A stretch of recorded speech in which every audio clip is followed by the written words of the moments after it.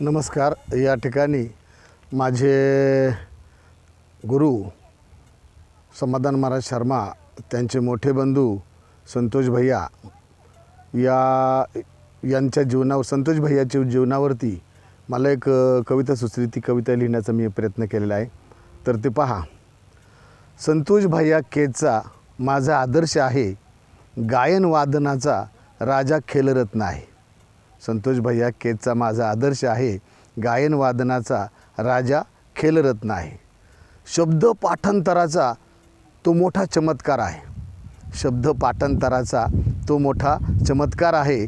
पुराणात्मक कडव्यांचा तो एक आविष्कार आहे. पुराणात्मक कडव्यांचा तो एक आविष्कार आहे. परिवाराला जोडण्याचा तो साधा चित्रकार आहे. परिवाराला जोडण्याचा तो साधा चित्रकार आहे. कथा कार्यक्रमाचा तो मुख्य सूत्रधार आहे. कथा कार्यक्रमाचा तो मुख्य सूत्रधार आहे. मनाने मोठ्या उंचीचा पण भावनिक कुतुब मिनार आहे.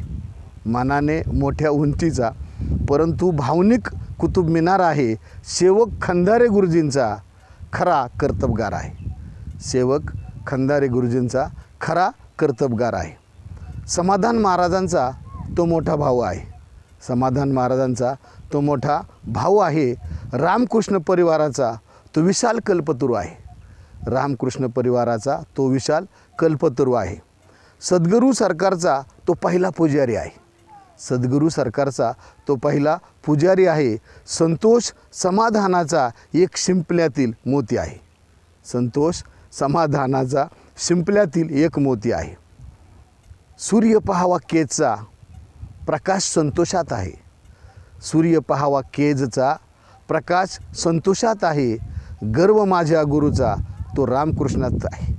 गर्व माझ्या गुरुचा तो रामकृष्णात आहे. अशा प्रकारे या ठिकाणी माझे गुरुवर्य संतोष भैया अतिशय सोज्वळ सोज्वळ स्वभावाचा माणूस, आमच्या हृदयात ज्याचं स्थान आहे असा संतोष भैया. या संतोष भैयावर काहीतरी लिहावं असं मला वाटलं आणि म्हणून ही कविता मी लिहिण्याचा प्रयत्न केला आहे. तुम्हाला ही कविता, या कवितेचं शीर्षक आहे संतोष समाधान. ही कविता जर तुम्हाला आवडली तर नक्कीच दिलबहार चॅनल लाईक करा, शेअर करा आणि सबस्क्राईब करा. धन्यवाद.